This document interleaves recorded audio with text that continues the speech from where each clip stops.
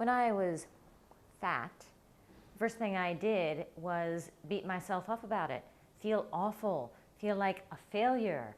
And the worst that I felt, and honestly, I got an A+ in feeling like crap and beating myself up, the worse I felt, the more I thought, okay, I'm going to do it. I had this amazing willpower and resolve to deprive myself, to control myself, to go on crazy grapefruit and egg diets, to lose the weight fast because I was so terribly desperate.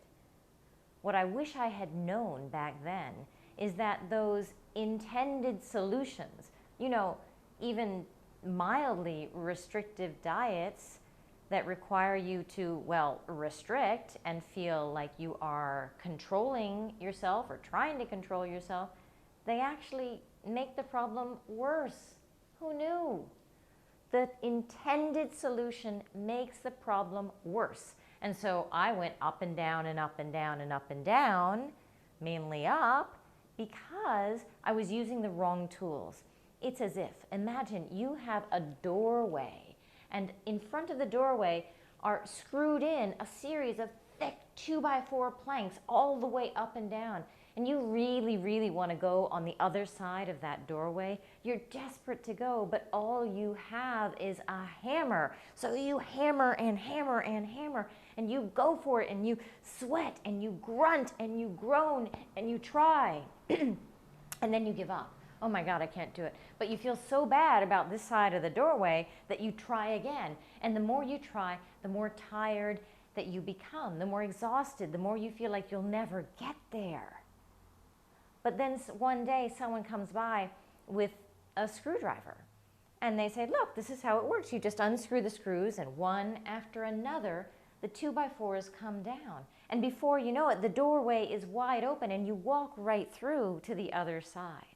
That's what can happen when you have the right tools for the job.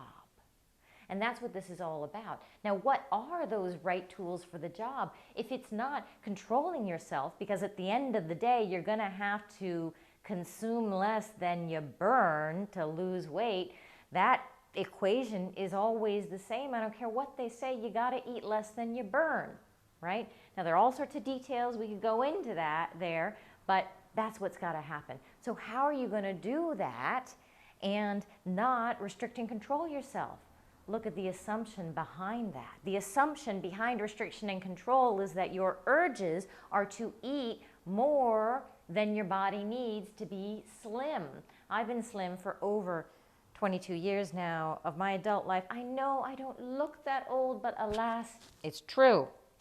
So here's the deal. You're going to have to learn to like it. And that's basically what I've figured out. I have figured out how to go from tortured to relaxed and detached and slim.